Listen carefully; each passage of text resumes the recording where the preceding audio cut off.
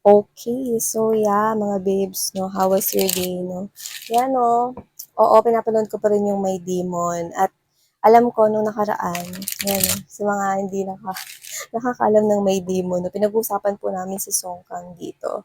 At meron nag-comment, nabasa ko, no, sabi niya, ano, kasing attractive ko daw si Song Kang. Yan, thank you so much, no? Kung sino ka man. Hindi kita maano kasi user yung pangalan niya. User, tapos maraming numbers, maraming mga letters.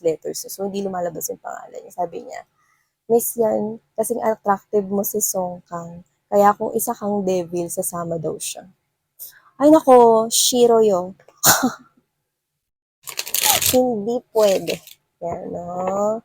Una sa lahat, papakainin pa kita sa karinderya. Pangalawa, magagastusan ako. May mga Shiro. Hindi pwede. Ayoko. Ano? Bakit? Kasi, doon kasi mga babes na sa may demon. Si Song Kang kasi ang role niya. Demon siya ron. Ayan, no? At kung inihalin tulad ako nitong babes natin, no? Sa role ni Song Kang, demon pa rin ako doon. So, ba't ka sasama sa akin? Ligtas mong sarili. Iligtas mo ang iyong sarili nang mailigtas ko rin yung sarili ko sa gastos. So, natin na natin dito. Ayan.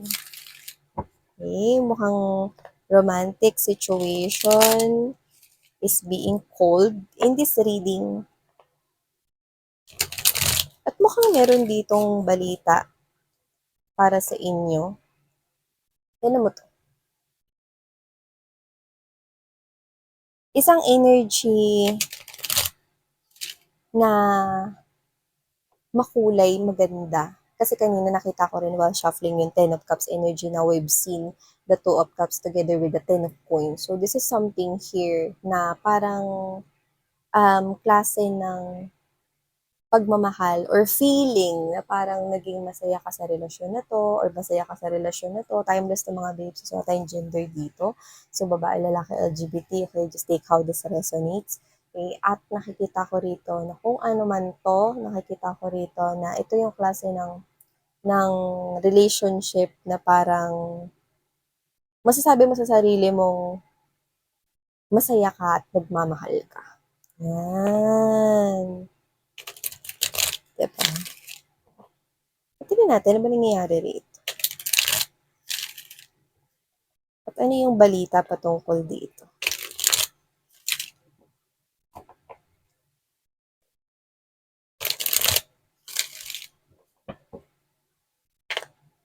Oh, look at that. Strength card together with the Hermit right here. Someone here. Because these are two major arcanas already.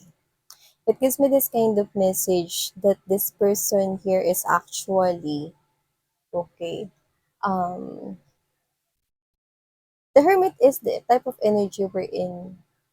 Hindi naman talaga naliligaw ang Hermit. Okay, kahit may tangan-tangan siyang lampara. But the hermit right here is someone that is actually finding for some kind of that desire deep within his or her heart. It's like that longingness. It's like that kind of feeling satisfied, contented, no, yun yung hanap niya. At yun yung nare-realize niya. And now, I do pick up that with the strength card right here in the hermit, it looks like there's some kind of something na parang connected to finding out. So, which means this person could possibly looking for you, or this person will eventually find you or found you right here. And this person is viewing you as somewhat like that star inside that lamp, inside that lamp, okay? Wherein this is something na parang natagpuan niya sa'yo. Parang kakaiba ka, unique ka, ganyan, no? But the hermit gives me this kind of message that this person could possibly nagkaroon ng disconnection kind of thing. Kasi the hermit is someone here na parang nanggaling sa iba yung lugar. Like, there's a gap pwedeng sa location or a gap pagdating rito, no? Sa inyong connection. So, tingnan natin.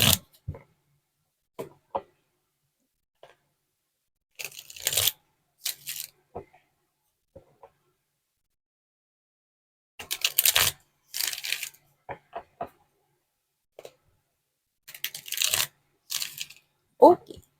So, let's go ahead and check this out.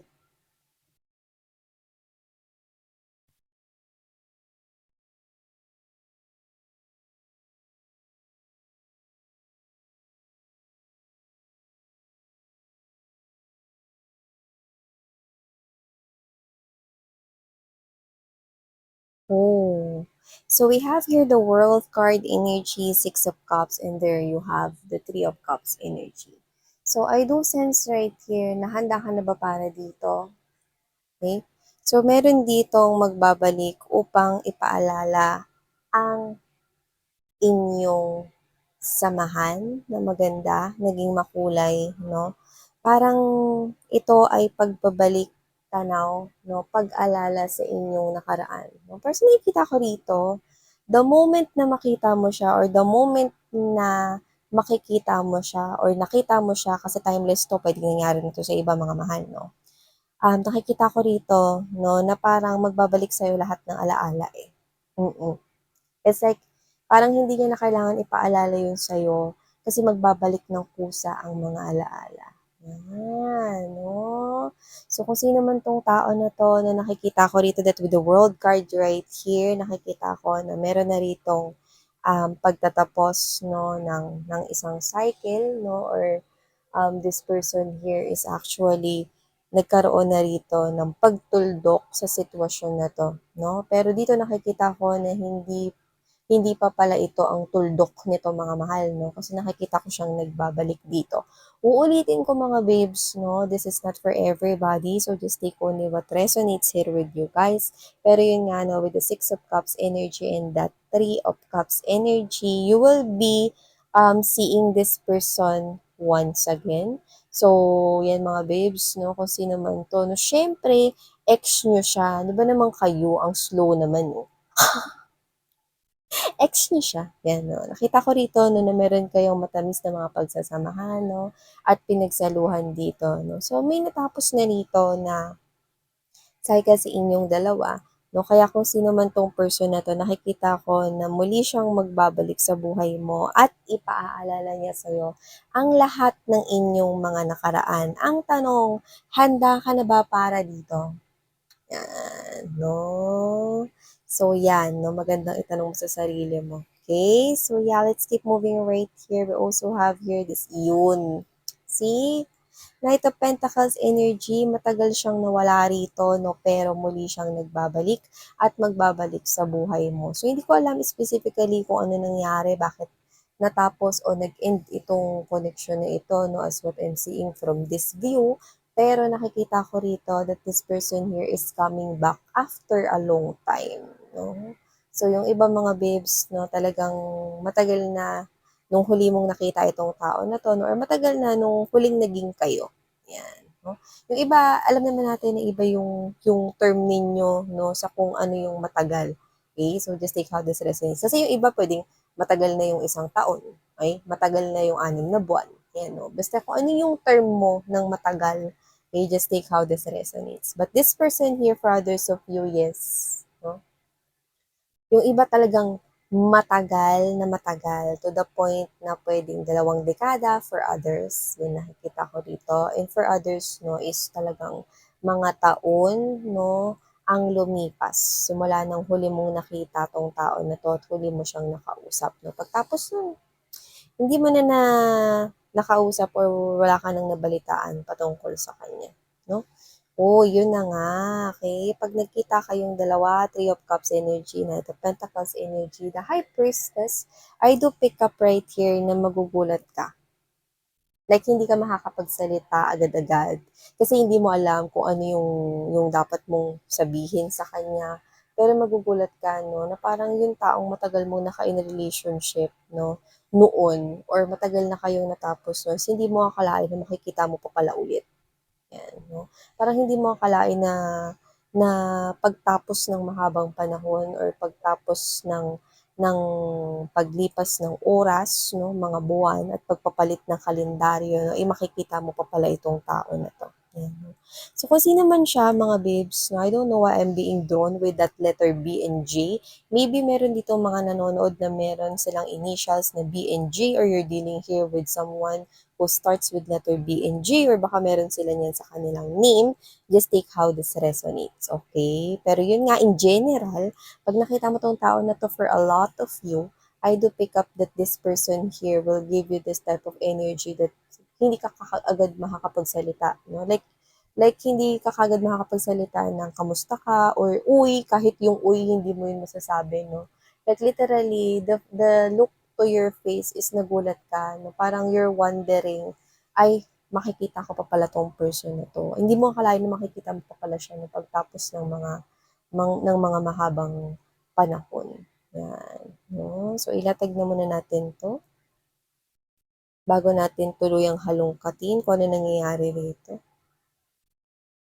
I'm parang detective na ako rito everyday. Sino? Yan no. Nag-apply na kaya ako dun kay Gas Abelgas. Isali niya ako dun sa, sa ano yun? Sa Soko. Yan, no, bilang detective. So, yun, no, alam mo, malapit na natin, no, matumbok yung mga susi dito. Araw-araw tayo nagchichika-chika rito, no, kahit na iba-iba yung mga senaryo at mga kwento, no, yan. Hindi ko na napapansin. Inaalam ko lang yung mga buhay ninyo kasi chismosa ako, eh. Araw-araw iba yung kwento na mas lalo kong naiintriga sa mga buhay ninyo. Yan, no. Siyempre, confidential. Hindi ko to kinikwento sa mga friends ko. Atin-atin lang. Diba? So, yun nga mga babes, nakikita ko rito. No? Kung sino man tong person na to, pwedeng nagdalawang isip siya noon. Yan. No? At nakikita ko rito na, syempre, no, yung separation ninyo, kahit anong klase ng separation pa yun, although yung iba nakapag-usap ng maayos, no, nakapag heart to heart talk for others of you, iba naman, no, pwedeng naging painful yung pag-end nitong connection na to, no, either kahit saan kayo doon, no, naging masakit pa rin yung pagtatapos ng kwento ninyong dalawa, no. So, nakita ko noon na nagdala ng pain or ng heartache tong pagtatapos ng connection mo with this person here. So, dito hindi naman tinutumbok na kung ano yung nagdalawang isip siya noon. So, just take how this resonates, no? Meron siyang pinapakita rito sa akin na may pagdadalawang isip noon, no, sa inyong connection, no? Tapos, nandito pa yung presence of the moon, no? So, parang hindi niya talaga totally nire-reveal sa akin rito, no, kung ano ba yun, dahil siguro kakasabi ko lang kasing chismosa ako. Hindi, no, parang ito kasi with the presence of the moon right here, no, parang kung ano man yun, parang ayaw niya nang i-brought up. Yan. Ayaw niya nang i-brought up, no? Kasi it's somehow naging painful sa kanya. Pero what I love about this connection here, nakita ko dito na parehas na kayong nag-heal, no? Three of Swords is nakabaliktad or reverse na. So, ibig sabihin, no, pag nagkita kayong dalawa, no, this is not that type of energy na parang nandoon pa yung pain, yung iba pwedeng na-forgive nyo na yung isa't isa o yung sarili ninyo sa ending ng connection na ito. Like totally, this is something here na nakikita ko na parang okay na kayong dalawa. Okay? At magkikita kayo ulit, no? Ngayon, sa panahon kung saan okay na kayong dalawa. Matatawag nyo ng parehas na kayong naghilom sa kung ano man yung nangyari na separation or ending of connection ninyong dalawa. And with the Ace of Wands right here and the Temperance energy, nakikita ko na muling mabubuksan, no?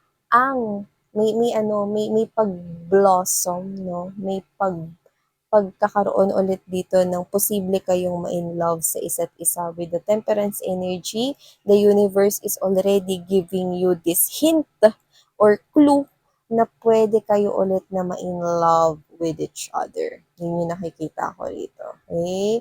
But I'm seeing as well, you know, yung parang, what's this one? Nakita ko rito ng parang, yung ano yun mga babes, no? Yung parang galon, water purifying keme ba yun? Yung parang ano, may hot and cold, no? Tapos pwede kang pumili ron kung cold ba or hot, no? So whatever the case may be, water is a symbol of emotions and feelings. And those choices na blue and red gives me this kind of message that this is you, okay? Parang ikaw yung bahala, no? Na parang mag-decide patungkol doon kasi may pagpipilian eh. Okay? But you also have this kind of option to na pwedeng magkaroon ng balance eh. Okay? Because the temperance is also about balance. And when you put half of cold water into a glass, empty glass, and you also put half water of cold, okay, yung isa half water of hot na tubig, no? Ano mangyayari doon, no? Balanse, maligamgam, diba? So whatever the case may be, it's like the universe right here wants you to explore your emotions and feelings towards this person, both of you, pero meron ka ulit na mararamdaman para sa kanya. Yan, no? At ganun din siya sa'yo because this is Two of Cups energy. Posible rito ang new beginning sa inyong dalawa, no? At meron talaga rito parehas na parang mararamdaman nyo ulit yung ni-in love kayo ulit sa isa't isa, no? May chance tong connection na to, ganun yung nakikita ko rito. Yeah, ayun na nga, hindi ako nagkamali here with these lovers right here. This is two people right here, no? Ayun, no, may malaking mountain sa gitna. Hindi ko na ilalapit mga babes, no? Kasi alam niyo naman, no, strict to si YouTube. Para hindi na natin i-blur. So, yun nga mga babes, nakita ko rito na meron na kasi ritong parang mountain sa gitna, which is I do pick up na yun yung kailangan mo rito na parang i-explore sa sarili mo. Okay. Ready ka ba to move that mountain as a wall? Yan kasi yung boundary na naghaharang sa inyong dalawa. Pag nagkita na kayong muli o yung iba nagkita na kayo rito, no? It's like you have option right here, okay? Na ituloy yung feelings and emotions mo sa kanya, mag-reconnect sa kanya, or wag na lang. Yan. No? Kasi parehas ulit kayo na may mararamdaman sa isa't isa. Now, the lovers together with the temperance energy, the universe is binibigay na sa inyo rito yung laya or kalayaan na pumili ng gagawin mong desisyon. And they're giving me this type of energy like, yeah, I'm hearing companion. So parang magiging companion mo si universe, no, or yung angels and spirit guides mo right here in this type of connection with this person coming back, no, into your life. Na magiging companion mo sa universe rito, no? And nakaalalay lang sila rito sa desisyong gagawin mo. But they telling that it's up to you. It's up to you right here, mga babes. No? Yun nakikita ko dito.